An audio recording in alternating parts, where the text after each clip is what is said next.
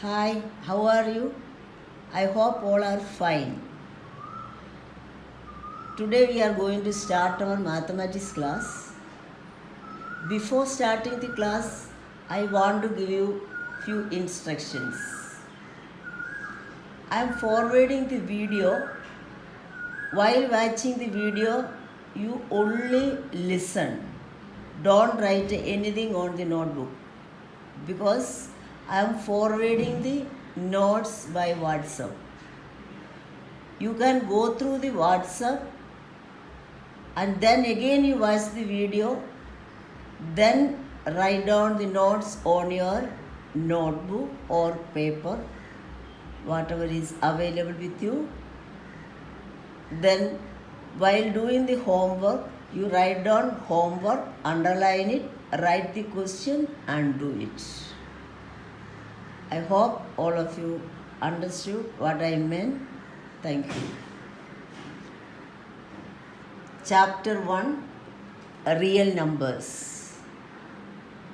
You have already learned about the natural numbers, whole numbers, integers, rational numbers and irrational numbers in class 9.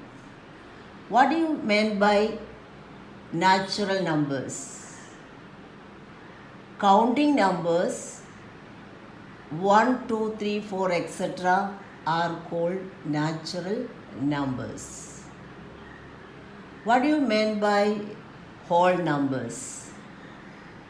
0 along with the counting numbers are called whole numbers. Now come to integers. Whole numbers and negative of the natural numbers together known as integers. That means 0, 1, 2, 3, etc., etc., minus 1, minus 2, minus 3, etc., etc. Then come to a rational number. Any number which is in the form of p by q or which can be written in the form of p by q, where p and q are integers and q is not equal to 0. They are called rational numbers. Irrational numbers, any number which is not in the form of p by q or which cannot be written in the form of p by q, where p and q are integers and q is not equal to 0, are called irrational numbers. Now come to real numbers. All rational numbers and all irrational numbers together form real numbers. Today we are going to learn Euclid's division lemma. This is a new concept for you, but it is not new. We can correlate this Euclid's division lemma to the concept of long division method, which you have already learned. Let us first start the long division. When you want to divide 200 by 3, 3 6 are 18, a remainder is 2. We will not stop our division process because 0 comes down. So again 3 6 are 18, remainder is 2. We stop the division here. Why we stop the division here? Because our remainder 2 is less than the divisor 3. You have already learned division algorithm. What do you mean by division algorithm? That dividend is equal to divisor into quotient plus remainder. This is called division algorithm. Look at the division which we have done it here. Our 200 is the dividend, 3 is our divisor and 66 our quotient and 2 is our remainder. Apply Euclid's division algorithm here. You get 200, dividend, divisor is 3, quotient is 66 and remainder is 2. That is 200 equal to 3 into 66 plus 2. Now you see another division, 23 by 3. 3 sevens are 21, remainder is 2.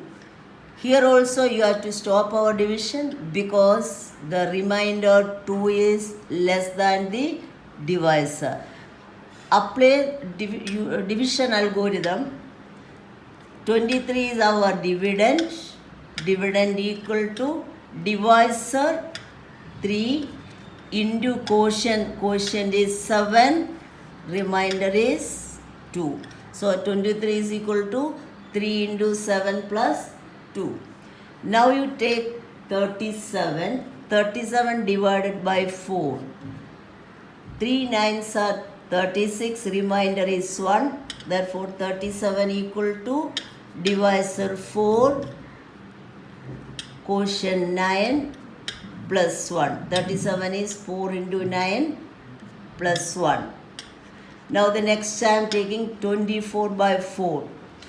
6 are 24, the remainder is 0. So therefore now here you can write down 24 is equal to divisor 4 into quotient 6 plus remainder 0. You look at all these division which I have shown. First one, the remainder 2 is less than divisor 3. Second one also the remainder 2 which is less than 3. Here also the remainder 1 which is less than the divisor 4. Here the remainder is 0. Therefore, this division process, when you have to stop the division process, either you have to get the remainder 0 or remainder should be less than the divisor. Here you see that I am going to denote this dividend as A and this divisor as B and quotient as Q and remainder as R. So here this 24 is A, this 4 is B, 6 is Q, this 0 is R. So you are getting A is equal to BQ plus R. This case also this 37 is the dividend A and 4 is the divisor B and 9 is the quotient Q and 1 is the remainder. So here 37 is A and 4 is the divisor, Q is the quotient and R is the 1 is the remainder. Here R is less than, what is B? B is 4. So R is less than B here. And here also this R is 2, B is 3, this is R, here also R is less than B. Everywhere this first 3 cases you can see the remainder is less than the divisor and the fourth case you can see the remainder is equal to 0. Now we are going to define Euclid's division lemma. Here you see, first you are getting dividend and divisor. I am going to write A and B are two positive integers given. A and B are two given positive integers. You know if A is greater than B, you are dividing A by B. Then there exists two more integers. Which are the two more integers? When you divide a dividend by a divisor, you are getting two more integers. You see here, look at your 200 when you divide by 3, here you got two more integers 66 and 2. One is quotient and other is remainder. Here when you divide, you are getting two integers 23 and 3. You divide 23 by 3. Two more integers you are getting. One is quotient 7 and the remainder 2. Here also you have what? Two integers, that is 37 and 4. You divide 37 by 4, you got two more integers. One is quotient and other is remainder. And after that you are getting A is equal to BQ plus R. Therefore I am going to define Euclid's division lemma. Given two positive integers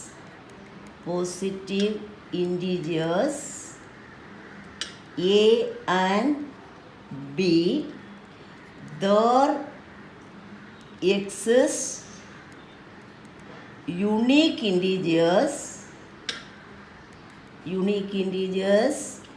Q and R satisfying what? A is equal to BQ plus R. What is R? R is, here it is given less than the divisor. Divisor is denoted by B. Therefore R is less than B.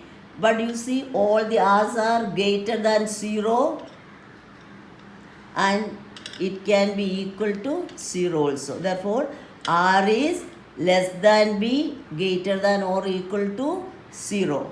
So what is Euclid's division lemma? Given two positive integers A and B, there exists unique integers Q and R satisfying A is equal to BQ plus R, where R is less than B or greater than or equal to 0. So now I think you understood how I correlate Euclid's division lemma with a long division method. Now I am going to explain what is Euclid's division algorithm.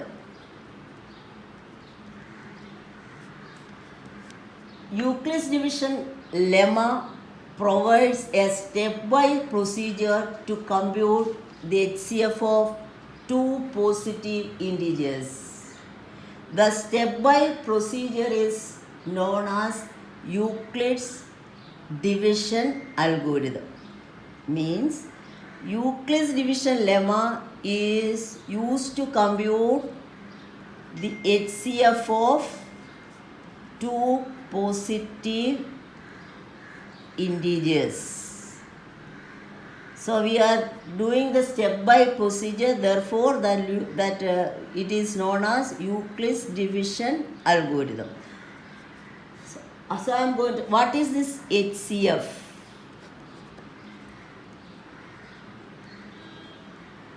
What is this HCF? HCF is highest common factor. HCF of two positive integers A and B is the greatest positive integer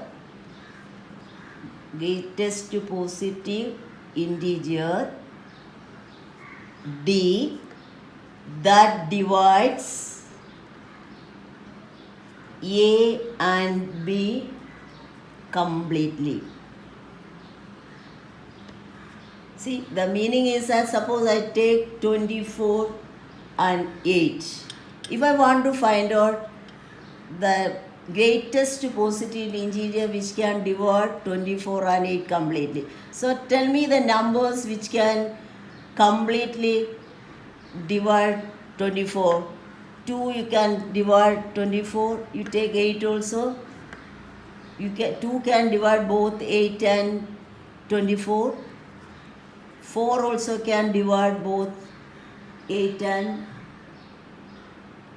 24. Therefore, which is the greatest number which can divide? Now you take 8. 8 3s are 24. Here also 8. So which is the greatest number which can divide both 24 and 8? That is 8.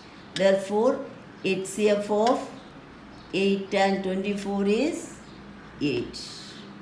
So out of this 2, 4, 8, you can divide 24 by 2. You can divide 24 by 4 and you can divide 24 by 8. Similarly, you can divide 8 by 2, 8 by 4, 8 by 8. And the greatest positive integer which can divide 24 and 8 completely is 8. What is the meaning of divide it completely? So, means when you divide 24 by 8, you get 3 as quotient and remainder is 0. When it comes, the remainder comes 0, you can say that 24 can 8 can divide 24 completely. So now let us do question number 1. Using Euclid's division algorithm,